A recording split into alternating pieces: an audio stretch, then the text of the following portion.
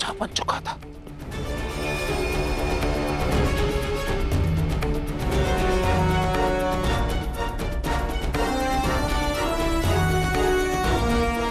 उसने अपने मित्र को बचपन के एक एक वचन स्मरण करवाए।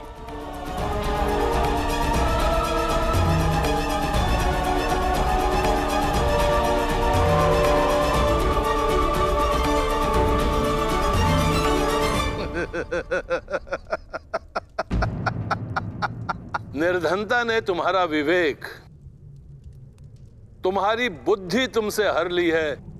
मूर्ख ब्राह्मण, बाल अवस्था में जो कुछ भी हमने कहा, जो किया, वो सब वहीं उसी आश्रम में छोड़ आए हैं हम।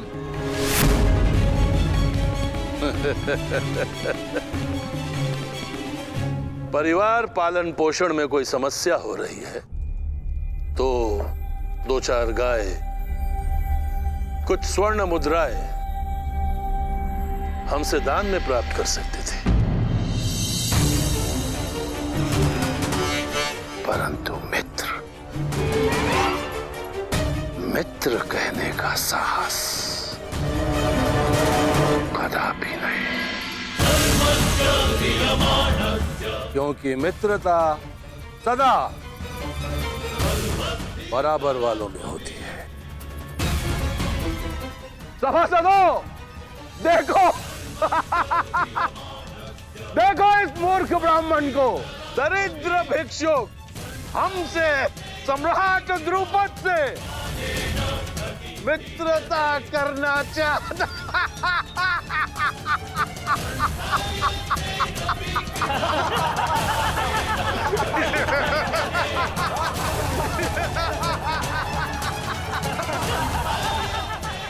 वो आचार्य मेरे पिता ऋषि भारद्वाज थे और वो राजकुमार पांचाल नरेश द्रुपद है, और मैं अपने 105 शिष्यों से अपने अपमान का प्रतिशोध मांग रहा हूं,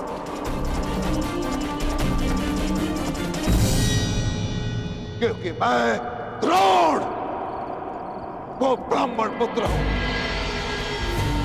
और वर्षों से ये अपमान की अग्नि मेरे हृदय में धधक रही है, एक ज्वालामुखी के भांति, और इस ज्वालामुखी को शांत करना मेरे शिष्यों के हाथ में है।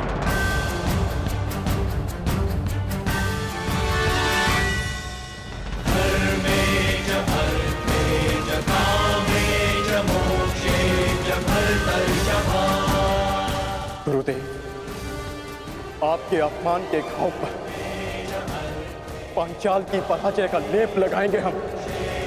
जिस पांचाल नरेश ने हमारे गुरु को भिक्षुक कहकर अपमानित किया, उसे भिक्षुक बनाकर आपके चरणों में प्रस्तुत करेंगे हम।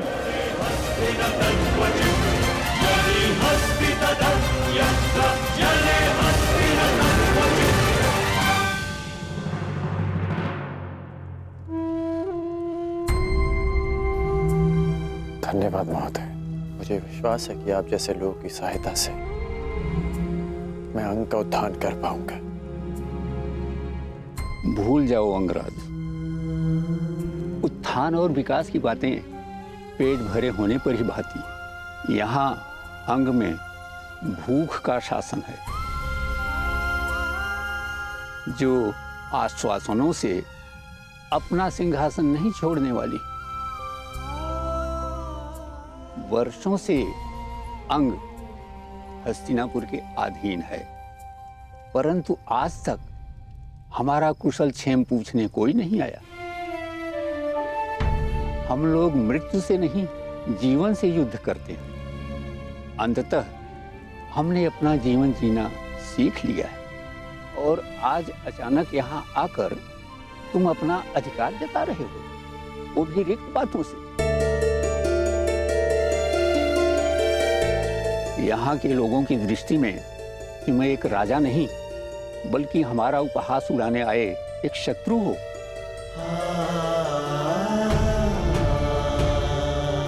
यदि ऐसा है तो आपने मेरी सहायता क्यों की? क्योंकि मेरा भी एक पुत्र था, तुम्हारे ही जैसा, तुम्हारी ही तरह परिवर्तन की बातें करने वाला, सबको भूख मिटाने का स्वप्न दिखाता और स्वयं प्यासा ही मर गया। आश्चर्यचकित न हो कर्ण, यही अंग का सत्य है। जल प्राप्त करने के लिए हमें मदिरा बनाकर मगध भेजनी होती है। गले की अग्नि को बुझाने के लिए हमें हृदय को दग्ध कर देने वाली मदिरा बनानी पड़ती है। और मेरे पुत्र ने इसी रीति का विरोध किया था और उत्तर में मगध ने उसे जल नहीं दिया। उस सब की सहायता करना चाहता था, उस सब के लिए जल चाहता था, परंतु किसी ने भी उसकी जिह्वा पर 2 बूंद जल भी नहीं डाला। ज्ञात नहीं वो प्यास से मर गया या अपनों के आघात से, परंतु ये सब मैं तुम्हें क्यों सुना रहा हूं? तुम्हें तो अनुमान भी नहीं होगा कि अपने जन को खोने से कैसा अनुभव होता है।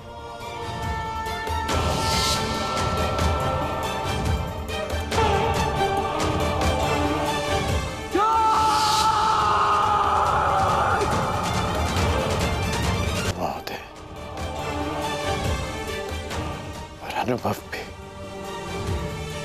प्यास से किसी का कंठ इतना नहीं जला होगा जितना पिघले हुए स्वर्ण से शोन का कंठ। शोन मेरा भाई, आपके पुत्र को तो चीखने का, पुकारने का अवसर मिला, परंतु मेरे भाई को तो वो अवसर भी नहीं मिला। मैं यहां आया हूं उसके प्रतिकार के लिए। मैंने ये परिवर्तन का बीड़ा उठाया इस अनुभव के कारण।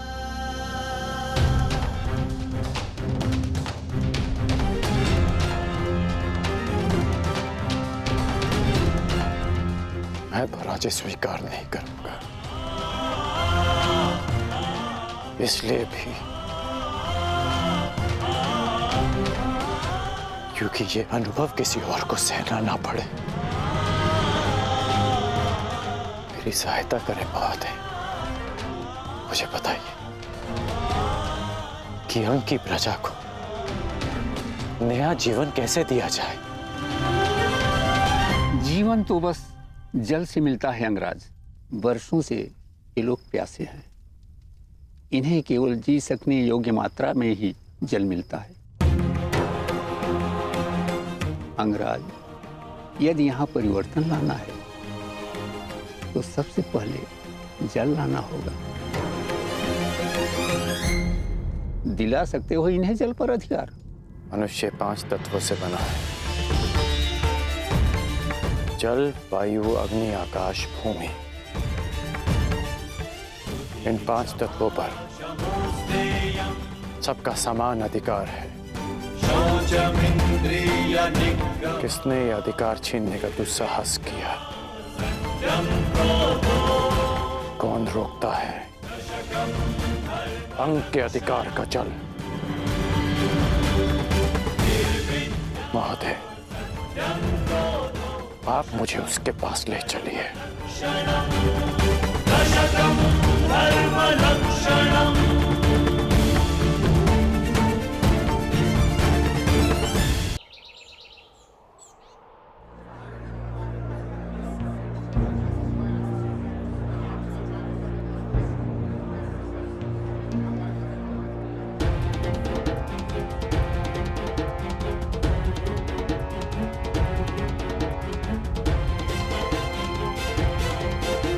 जल्दी करो, ठीक, मेरे पास समय बहुत कम है।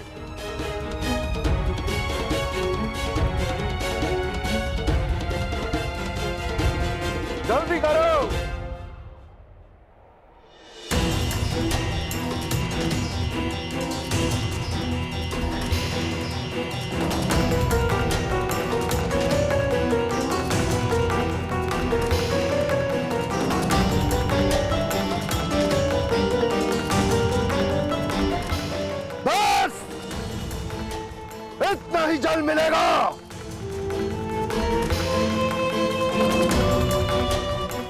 यदि तुम्हें अपने अधिकार से और अधिक जल चाहिए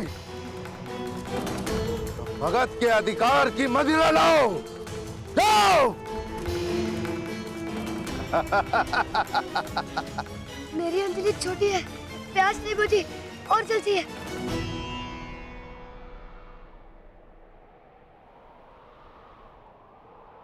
प्यास बुझानी है? हा? मैं बुझवाता हूं तुम्हारी प्यास। हाँ, यानी इस बालक को मदिरा पिला के इसकी प्यास बुझाओ। हाँ? मदिरा नहीं चाहिए, जल चाहिए। ये भी मदिरा पी, आनंद ले।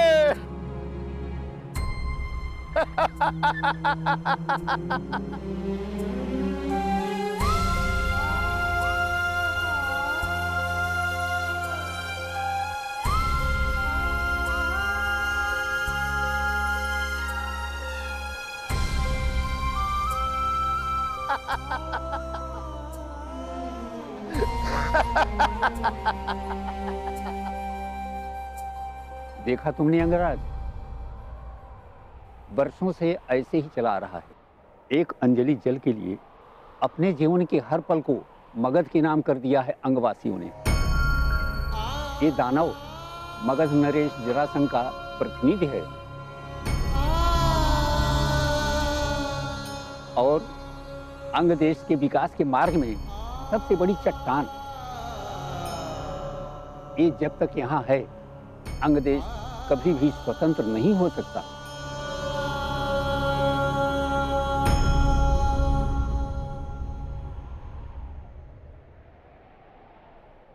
दानव, मार्ग से हटो। इस जल पर किसी एक का अधिकार नहीं। ओ, अंगराज कर्ण, तुम अभी तक यहीं पर विराजमान हो और जीवित भी। लगता है कि अंगराज को भी जल की प्यास सताने लगी। तो ठीक है, मदिरा लेकर आओ और बदले में अपने अधिकार का जल ले जाओ। मैं यहाँ सारे अंग के लिए जल लेने आया हूँ। अंगराज,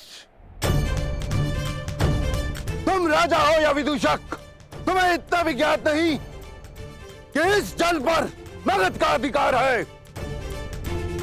इसीलिए त्याग पूर्वक मैं जितना भी जल दे रहा हूं उसी में संतुष्टि करो।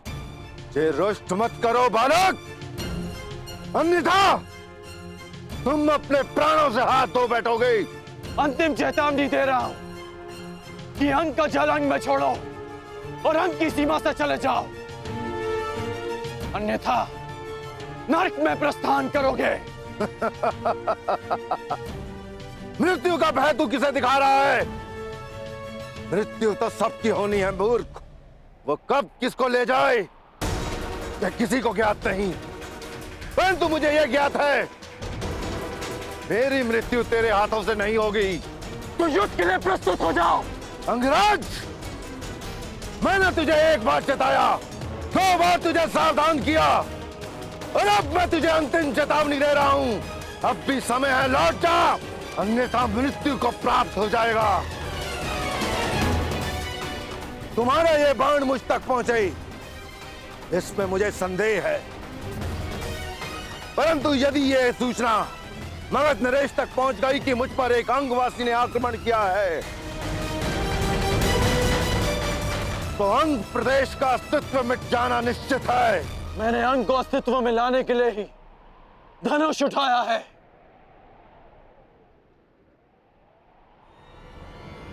सावधान!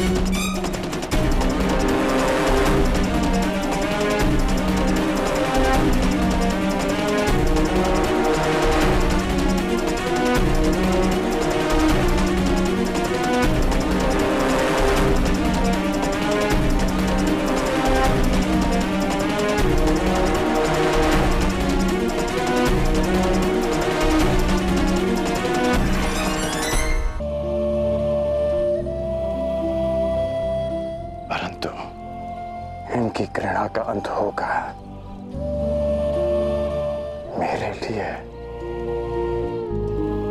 इनके हृदय के द्वार खुलेंगे।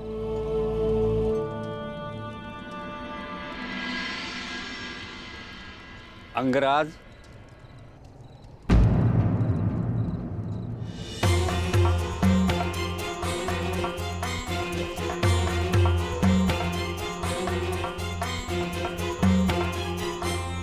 यह लेप तुम्हारे घाव के उपचार के लिए है।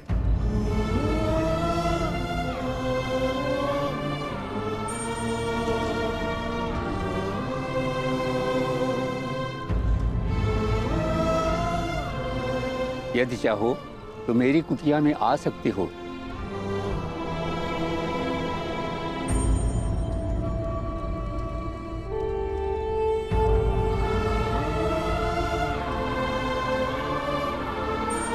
पहली किरण का आगमन हो गया। कभी कभी अंतिम युद्ध जीतने के लिए प्रारंभ में पराजय सहनी पड़ती है रुषा।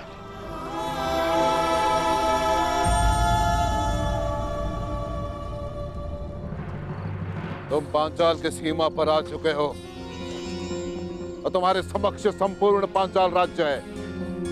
कल प्रातः तुम्हें अवसर मिलेगा अपने शौर्य, अपने पराक्रम की सीमा जानने का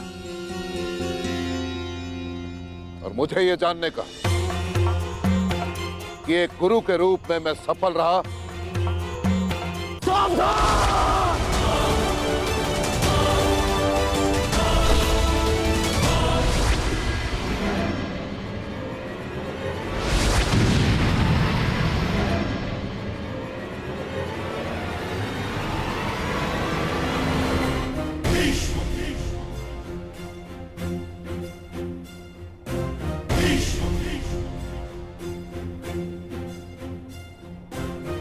महामहिम, महामहिम, महामहिम, प्रणाम महामहिम।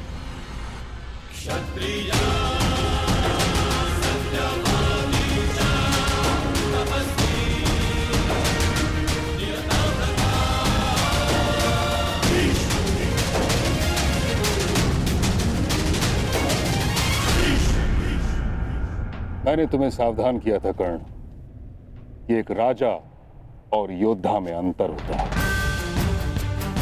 सर्वोत्तम राजा वो नहीं जो युद्ध के लिए प्रस्तुत हो जाए, वह है जो प्रजा के हित में निर्णय ले और युद्ध को टाल दे। युद्ध टालकर अब तक अंग का कौन सा हित साधा गया है महामहिम? जब परीक्षा की घड़ी हो, प्रजा त्राही त्राही कर रही हो, तो हर राजा का योद्धा बनना आवश्यक होता है। किस परीक्षा की घड़ी की बात कर रहे हो तुम कर्ण?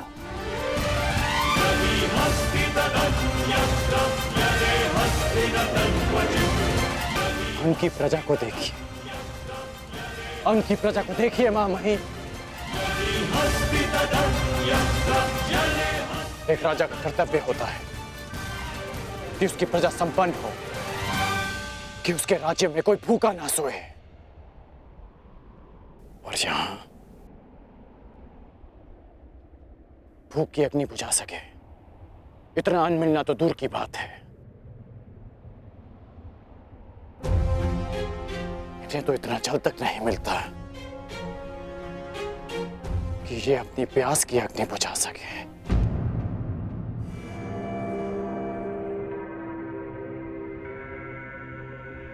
ये एक राजा के लिए परीक्षा की घड़ी नहीं तो क्या है? क्या हस्तिनापुर इतना दूर है कि वहां तक इनकी पीड़ा नहीं पहुंचती? या हस्तिनापुर की आंखें झूठे स्वप्न देखने में इतनी व्यस्त है कि उन्हें अंग के सूखे अश्रु नहीं दिखते? क्या कहीं ऐसा तो नहीं महामहिम कि हस्तिनापुर के गुप्तचरों ने आपको अंधकार में रखा वर्षों तक, या कहें दशकों तक? कदाचित हस्तिनापुर साम्राज्य में अंग ही ऐसा क्षेत्र होगा किसी भी छोटे बालक को यह नहीं पता कि उसके महामहिम भीष्म दिखते कैसे हैं। अद्भुत दृश्य। अंग प्रदेश के भूतपूर्व शासक और वर्तमान राजा का यह मिलन देख के तो मेरी आंखें भर गई। महामहिम, यदि आपको संधि के नियम स्मरण हो तो अपने इस मेमने से कहिए कि मेरी दृष्टि से दूर हो जाए। कहीं ऐसा ना हो कि इसका प्रलाप एक सोए हुए सिंह को जगा दे। क्या हुआ अंगराज कर्ण? तुम्हें क्या लगा था कि तुम्हारे ये महामहिम तुम्हारे अपमान के लिए मुझे तुम्हारे समक्ष दंडित करेंगे? ऐसा कुछ नहीं होने वाला महारथी कर्ण। मैंने तुम्हें एक बार चिताया था, 2 बार तुम्हें मैंने सावधान किया था, अब मैं तुम्हें अंतिम बार चेतावनी दे रहा हूं कर्ण। इसी क्षण तुम अंग प्रदेश को छोड़कर वापस चले जाओ, अन्यथा तुम मृत्यु को प्राप्त हो गए। अंग प्रदेश में ना कभी कोई राजा था, ना ही अंग प्रदेश को किसी राजा की आवश्यकता है। मैं बचपन से ही तनिक हटी हूं दानव। महामहिम सैकड़ों बार मुझे समझा चुके हैं। जब उनकी बात नहीं समझ पाया तो तुम्हारी क्या समझूंगा। इसलिए मुझे तुम्हारी अंतिम चेतावनी भी अस्वीकार है। तू ऐसे नहीं मानेगा कर्ण।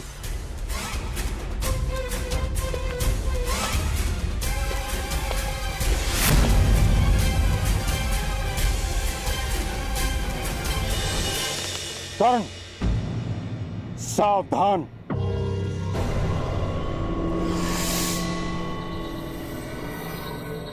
हट जाओ कन्या, मैं स्त्रियों पर अस्त्र नहीं उठाता।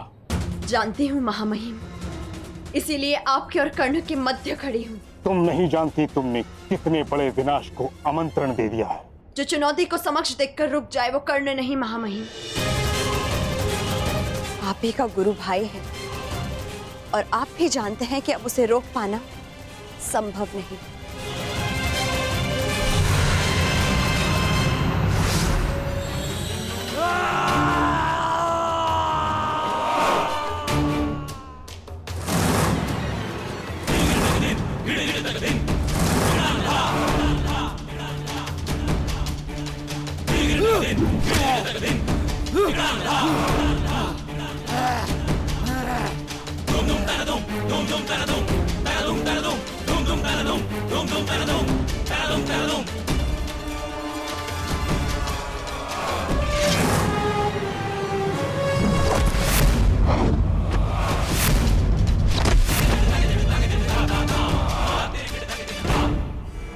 ये है अंग के राजा के अपमान के उत्तर में।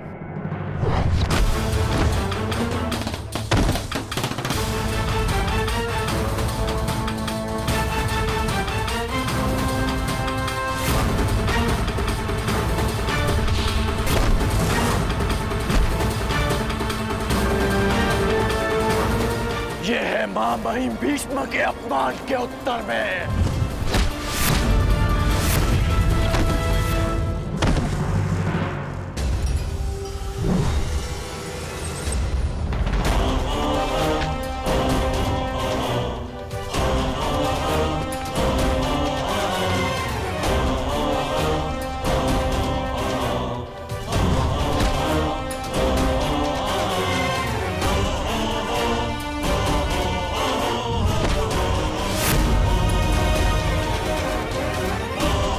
ये अंग भूमि के अपमान के उत्तर में।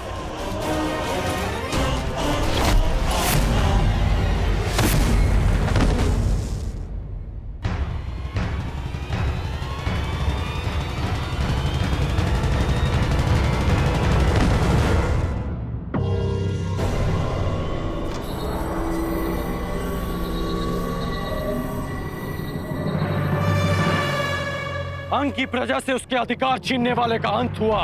अंग की मानसिक स्वतंत्रता का अंत हुआ। अंग में एक नए सूर्य, एक नए प्रकाश का आरंभ हुआ। महामहिम, महामहिम, महामहिम, हमारी रक्षा कीजिए महामहिम, इस विनाश से हमें बचा लीजिए।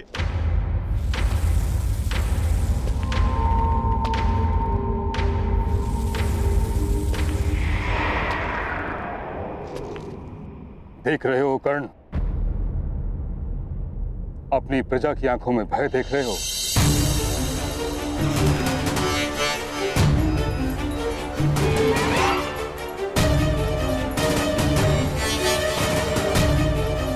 तुमने अंग को जल का अधिकार नहीं दिलाया, उनसे जीवन का अधिकार छीन लिया है। तुमने किसी नए प्रकाश का प्रारंभ नहीं किया, बल्कि एक महायुद्ध का प्रारंभ किया है, जो अंधकार बनकर उनके जीवन पर छा जाएगा। तुमने इस दानव को नहीं मारा, तुमने एक महादानव को जगा दिया है।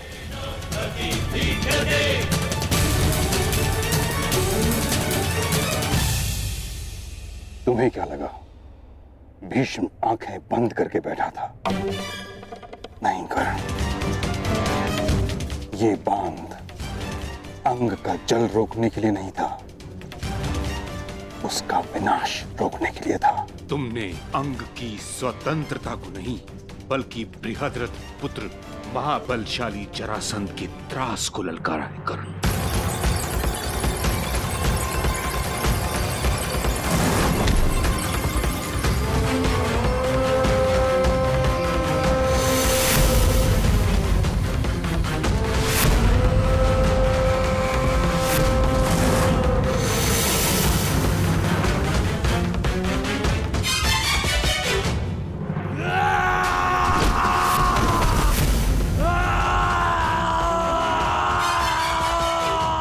ये जरासंध, जिसके बल के समक्ष वासुदेव कृष्ण को भी रण छोड़कर जाना पड़ा था।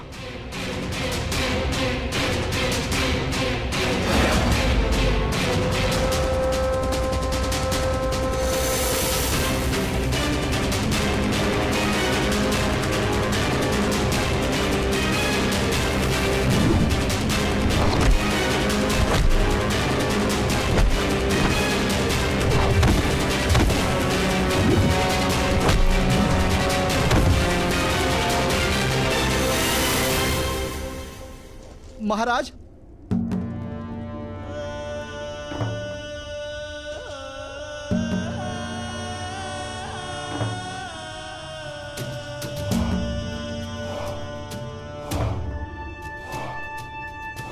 कौन था वो योद्धा?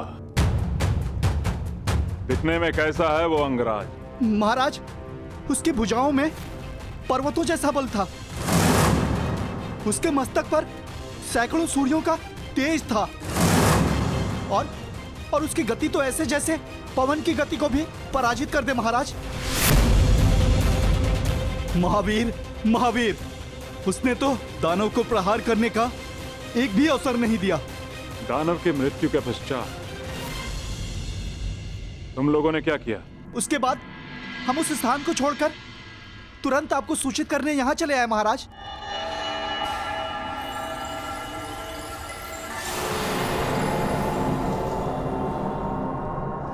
अद्भुत।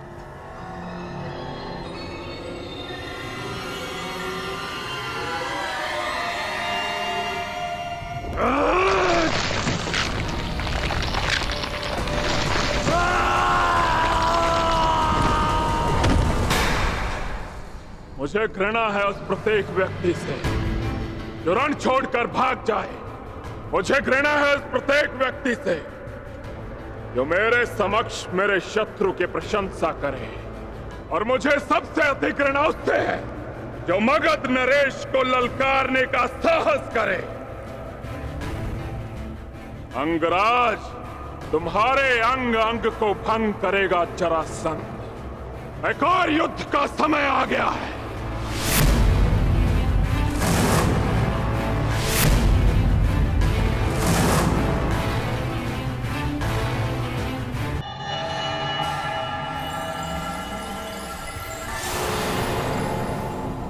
समय आ गया है शिष्यों। देखना यह है कि कौन होगा वो जो मेरी शिक्षा पर खरा उतरेगा।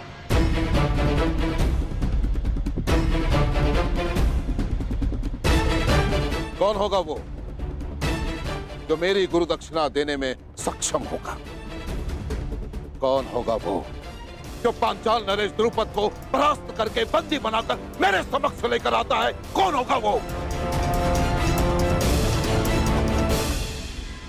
प्रयाण करो।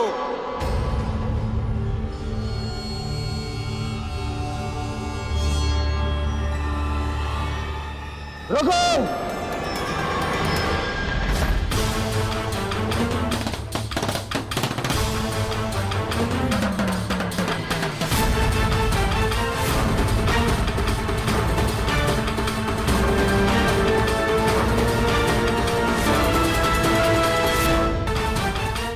क्या हुआ दुर्योधन?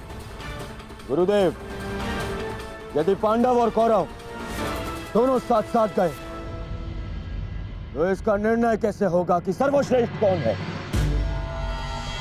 निर्णय कैसे होगा कि युवराज कौन बनेगा? इसीलिए ये मेरा निवेदन है कि पहले हम कौरवों को पांचाल नरेश पर आक्रमण का अवसर दिया जाए। पहला अवसर तुम्हें क्यों मिलेगा दुर्योधन? सबसे ज्येष्ठ भ्राता युधिष्ठिर है। शांत भीम, शांत। दुर्योधन भी मेरा ही अनुज। यदि दुर्योधन पहले जाना चाहता है तो मुझे इसमें कोई आपत्ति नहीं। आज्ञा दीजिए गुरुदेव। तो ठीक है दुर्योधन, पहला अवसर तुम्हें और तुम्हारे भाइयों को मिलता है।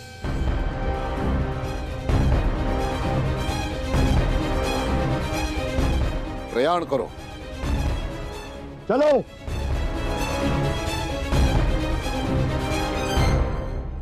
यदि अंग के स्वाभिमान और स्वतंत्रता के लिए ये युद्ध आवश्यक है तो ये युद्ध होगा। जब अंगवासी ही शेष नहीं बचेंगे तो उनकी स्वतंत्रता और स्वाभिमान का कोई मूल्य नहीं रह जाएगा कर्ण। तुम हस्तिनापुर का अंग हो। तुम्हारी मूर्खता हस्तिनापुर को एक अवंचित युद्ध की अग्नि में झुलस देगी।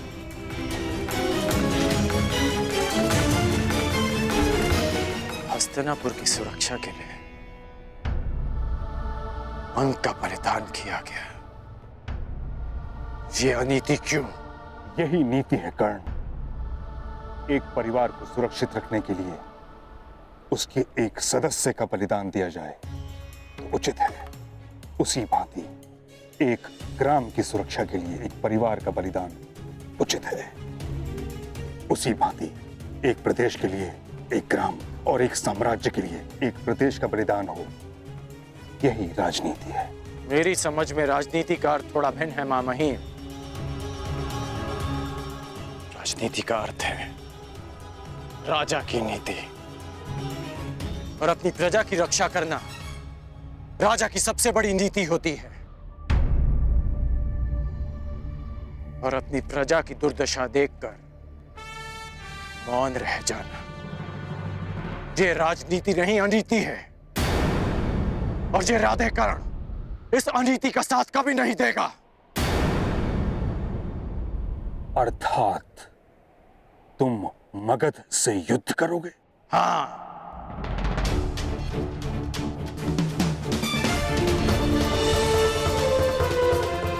पराजित हो जाओगे कर्ण। नहीं, ये कर्ण विजयी होगा या वीर गति को प्राप्त होगा। पराजय होना तो मेरे विकल्प में ही नहीं।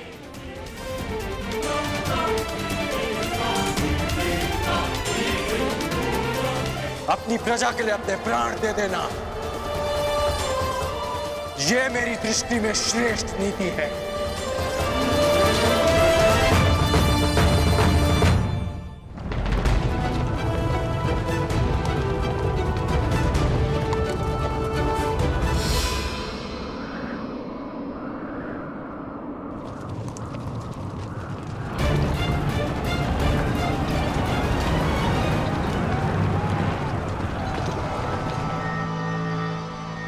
स्वागत है कुरु राजकुमार। स्वागत स्वागत नहीं, अपने शत्रु से युद्ध किया जाता है पांचाल नरेश। परंतु तुम हस्तिनापुर नरेश धृतराष्ट्र के पुत्र हो, और जहां तक हमें स्मरण है हमारी तुमसे कोई शत्रुता नहीं है। मुझसे ना सही, परंतु मेरे गुरु से अवश्य है। वो ब्राह्मण द्रोणाचार्य स्वयं तो हमारा बाल भी बांका न कर पाया, परंतु अब लगता है तुम्हें अपने बातों के व्यू में उलझाकर तुम्हारे द्वारा अपना प्रतिशोध हमसे लेना चाहते हैं। प्रतिशोध उनका सही, परंतु मेरे लिए ये गुरु दक्षिणा है। ठीक है, यदि तुम युद्ध ही चाहते हो तो हमें कोई आपत्ति नहीं है। आक्रमण!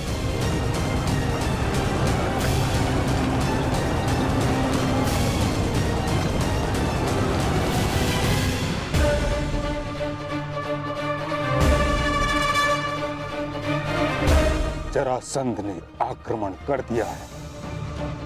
यदि युद्ध ही नियति है तो मैं मगध नरेश से युद्ध करूंगा। तुम मगध नरेश को अधिक समय तक रोक नहीं पाओगे कर्ण। अंग की रक्षा अब मैं करूंगा। नहीं, अंग अपनी रक्षा करने में आत्मनिर्भर है मां महिम।